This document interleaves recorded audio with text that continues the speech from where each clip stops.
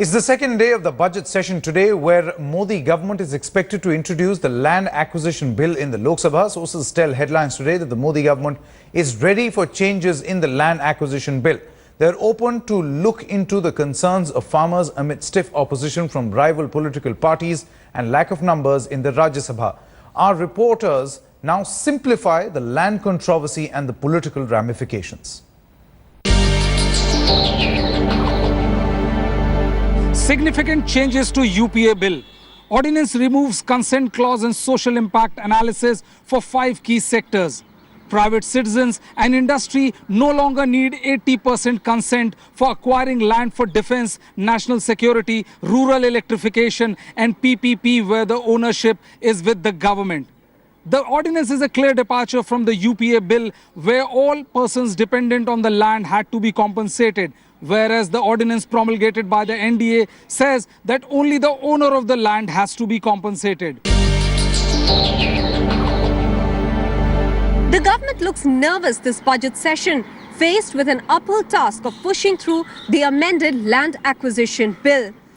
The ordinance was promulgated in December last year and will lapse unless it is passed by Parliament in this session itself.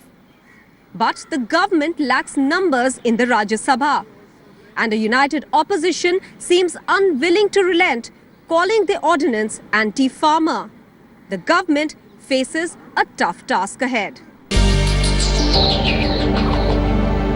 It's a combined opposition which includes parties like the Congress, Left, JDU and Trinamool Congress, which would be combinedly opposing the land acquisition ordinance which would be coming in Parliament tomorrow. But what is even more important is that it would hamper the functioning of Parliament. While outside Parliament, we've seen that unions of all the 3 parties are against this ordinance. And also, to top it all, it is Anna Hazare who's also leading a movement against this ordinance. The government realizes it has a difficult task on hand in getting the land acquisition ordinance ratified by Parliament, and therefore it's embarked on a 2-pronged strategy. It's indicated its willingness to accommodate the opposition's concerns, and it's also trying to soften up the opposition parties. Prime Minister Narendra Modi flew to Safai to break bread with Mulayam Singh Yadav and Lalu Prasad Yadav. He dispatched Venkaiah Naidu to speak to Sonia Gandhi, the Congress President. Additionally, Finance Minister Mr. Arun Jaitley is using his back-channel contacts with the BJD and the BSP to try and bring them around.